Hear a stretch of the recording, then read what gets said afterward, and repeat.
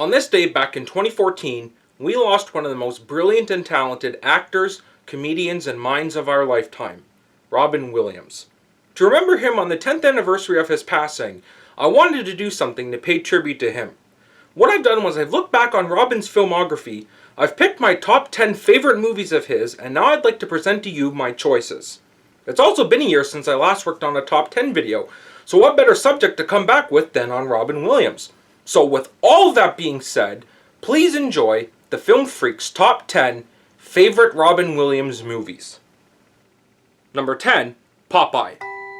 Released in 1980 and directed by the late Robert Altman, this movie features Robin Williams in his film debut in a lead role playing the famous big-armed and one-eyed sailor man, Popeye. While in search for his long-lost father, Popeye arrives at a small coastal town called Sweet Haven where he meets a cast of eccentric characters, including the absent-minded Olive Oyl, the brutish Bluto, and an abandoned baby named Sweet Pea whom he raises as his own. But when Bluto learns about Popeye and Olive's budding romance, he kidnaps her and Sweet Pea. Thus Popeye springs into action and does so with the help of his magic spinach. I loved this movie when I was a kid. As a big fan of the cartoons, I thought it was super cool that Hollywood turned Popeye into a live-action feature, and the casting choices for each character were spot on. But now as an adult, my thoughts have slightly changed. The movie's a little on the slow side and the story is all over the place.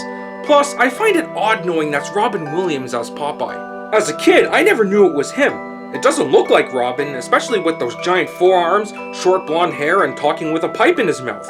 But regardless, I like this one because it's Popeye, and that is Robin Williams' first movie. I gotta give him credit for that. Number 9, Dead Poets Society. Released in 1989 and directed by Peter Weir, set in 1959, a new English teacher named John Keating is introduced to the Welton Academy, an all-boys prep school that's known for its high standards and old traditions. When students in John's class face tremendous pressures from their parents and the school, he uses unorthodox methods to reach out to them, and with this help, students like Todd Anderson and Neil Perry learn to break out of their shells, pursue their dreams, and seize the day. Dead Poets Society is one of the finest movies I've seen. The first time I saw it was in high school, and it left an impression on me ever since. John Keating is an inspirational character. The fact that he's a stern believer in the idea of free thinking, he frequently encourages students to get out of their comfort zones and rebel against the oppressions they face, and doing this all in a charismatic and energetic manner, it's certainly one of Robin's best performances, and he taps into the role very well. And with Ethan Hawke, Robert Sean Leonard, Kurtwood Smith, and the late Norman Lloyd in supporting roles, each of their performances are just as outstanding. I recommend Dead Poets Society if you've never seen it before. It'll make you laugh, it'll make you cry, and overall, it's a wonderful experience. Number 8, Toys. Released in 1992 and directed by Barry Levinson, Robin Williams plays Leslie Zevo, a fun-loving inventor who aims to save his late father's toy factory when it falls into the hands of his uncle Leland, a war-obsessed military general who plans to corrupt the factory and turn it into a high-tech weapons manufacturer. Toys is one of Robin Williams' movies that quite a few people don't care for, but this one I can understand why. It's kind of a strange picture. The visuals and art direction come off as a giant fever dream, and the movie doesn't know if it should be directed toward kids or adults. But I like watching this one when I was younger also. Leslie Zevo is a character that was perfect for Robin. He's goofy, he's eccentric, and because of that, it was one of several roles where Robin could go off script and just do anything for laughs. And with an ensemble cast which also includes the late Sir Michael Gambon, Joan Cusack, Robin Wright, and LL Cool J, they all do a great job playing off Robin Williams. Toys is a movie I feel you should watch at least once, just so you can experience it for yourself. It's also one of those movies that had a video game tie-in for the Super Nintendo and Sega Genesis, but that I'm not going to get into. Number 7, Moscow on the Hudson. Released in 1984 and directed by the late Paul Mazursky, this film focuses on Vladimir Ivanov, a Russian saxophonist who's with a Soviet circus troupe. When the troupe visits New York City, Vladimir does the unthinkable and decides to defect. And as he adjusts to his new life in the United States, he finds doing so was more difficult than he could have imagined. Moscow on the Hudson is a fantastic movie. For me, it's a great representation of what the US was like in the 1980s, as well as life during the Cold War era, even though what's depicted isn't entirely accurate. As Vladimir Ivanov, Robin Williams shines in this flick, and his performance is one of the reasons why I love this movie. In order to make Vladimir as believable as possible, he worked his ass off to prepare for the role. For instance, Robin learned how to speak Russian. He spent 5 hours a day in 1 year learning the language, and by the time principal photography started, he could carry out a full conversation for scenes and perform opposite real Russian actors and extras. He also learned how to play the saxophone, and according to his tutor, Robin achieved a proficiency level that normally take a student 2 years to reach. Talk about dedication. Give Moscow on the Hudson a watch if you've never seen it before. I should also note that it's one of Robin's first dramatic performances in a non-comedic role, but there are some funny moments he has in it. Number 6. Hook. Directed by Steven Spielberg and released in 1991, a corporate lawyer named Peter Banning is forced to rediscover his origins as Peter Pan when his own children are kidnapped by Captain Hook. Now, Hook is another movie that people don't seem to care for. Even Spielberg has been harsh about this one, but it's not that bad. It's an interesting take on the story of Peter Pan. It looks at what would happen if Peter grew up and the lengths he would go to bring back his youthful spirit. And as a grown-up version of Peter Pan, it's another role I feel Robin taps into well. But seriously though, how could you not like this one? The sets and costumes are great, the score by John Williams is phenomenal, with performances from Dustin Hoffman, Julia Roberts, Dame Maggie Smith, and the late Bob Hoskins. Hook is another movie where the casting was perfect, but most of all, it features a flying Robin Williams. If that doesn't put a smile on your face, I don't know what will. Number 5. Jumanji. Released in 1995, directed by Joe Johnston and based on the book by Chris Van Allsburg, a 12-year-old boy named Alan Parrish discovers Jumanji, a magical board game that brings forth jungle-based elements as it's being played in real life. When Alan gets sucked into the game's inner world, he remains trapped there until it's inadvertently continued by siblings Judy and Peter Shepard 26 years later. And as the host of dangers can only be stopped once the game's completed, Alan is forced to finish what he had started.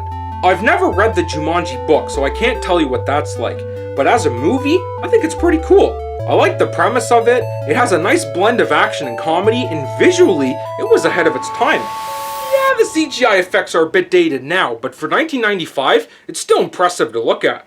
Now, Jumanji may be another one of Robin's fantasy adventure films, but Alan Parrish isn't your typical Robin Williams character. He has some funny one-liners here and there, but he mainly comes off as firm and strict. It's a great performance nonetheless, and with Bonnie Hunt, Jonathan Hyde in 2 roles, David Alan Grier, and even a young Kirsten Dunst, Robin is great alongside each of them. Number 4. Good Morning Vietnam.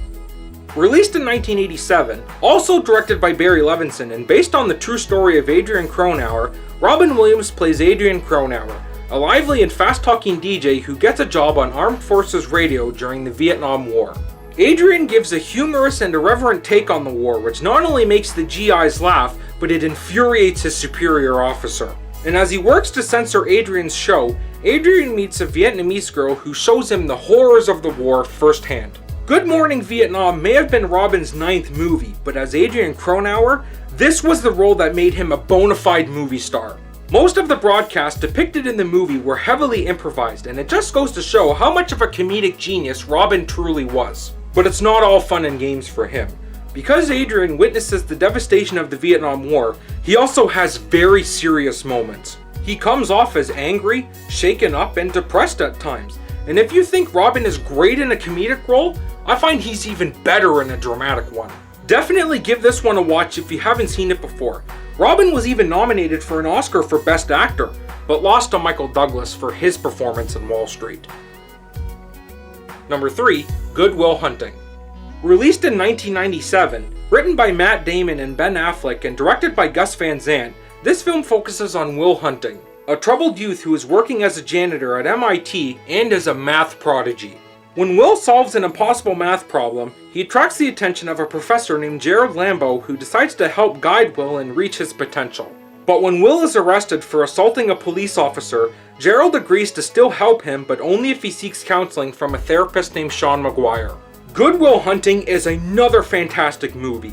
Despite the fact that the dialogue features about 150 uses of the F word, the story is great, the writing is incredible, Matt Damon, Stellan Skarsgård, and Ben Affleck's performances are outstanding, but it's Robin's performance as Sean McGuire that impresses me the most. Sean is another character where Robin shines in both a comedic role and a dramatic one.